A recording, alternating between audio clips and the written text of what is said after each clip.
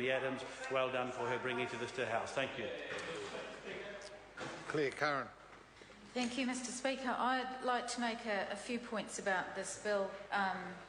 The Fair Trading Soliciting on behalf of Charities Amendment Bill, as one of the members of the Commerce Select Committee who heard the submissions, and as you've heard tonight, Mr Speaker, Labor supports this bill. It is a good bill, and I'd like to commend the work of the original member that brought this bill to the House, Amy Adams, and join with other colleagues across the House in commending the work that was put into it.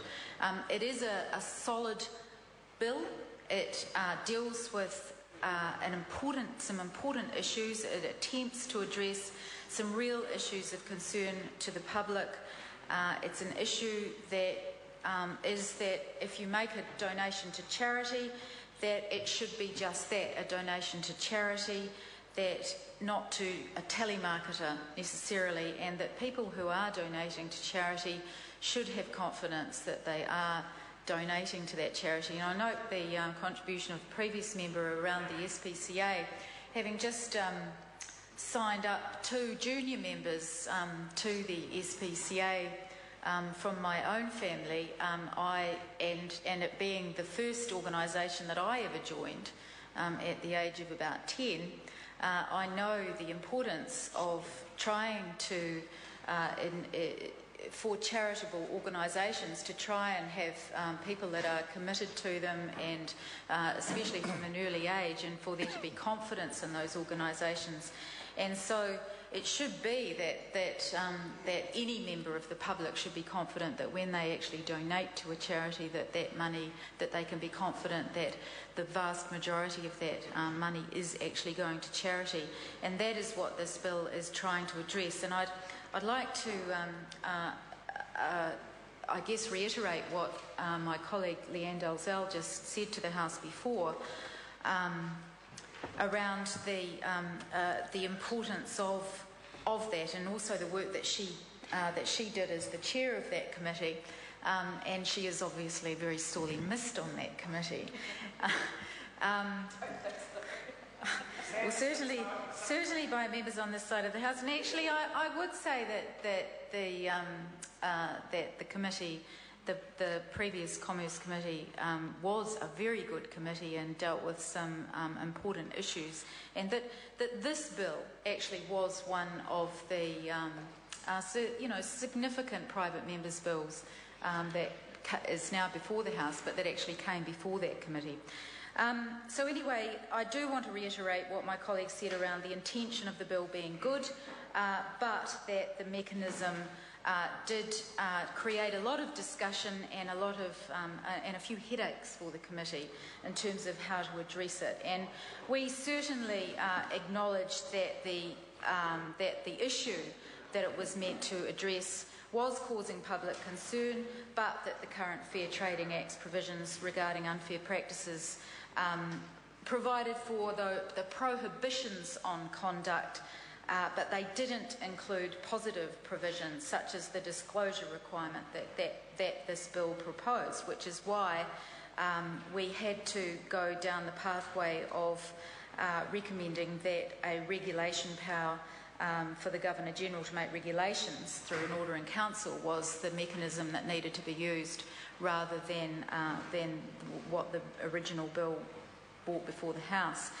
We did, and I do just briefly want to make mention of some of the submissions, because we received submissions from some very large and reputable charities on this bill, and very passionate submissions, some very passionate submissions. Some, and they were passionate on both sides. Some really wanted regulations and this issue to be addressed through a legislative mechanism, and some really passionately argued for self-regulation.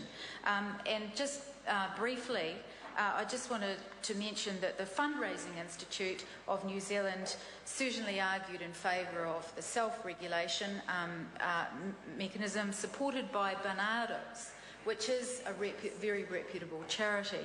On the other side of the House, as was mentioned before by a previous speaker, the Arthritis New Zealand argued strongly in favour of that self-regulation.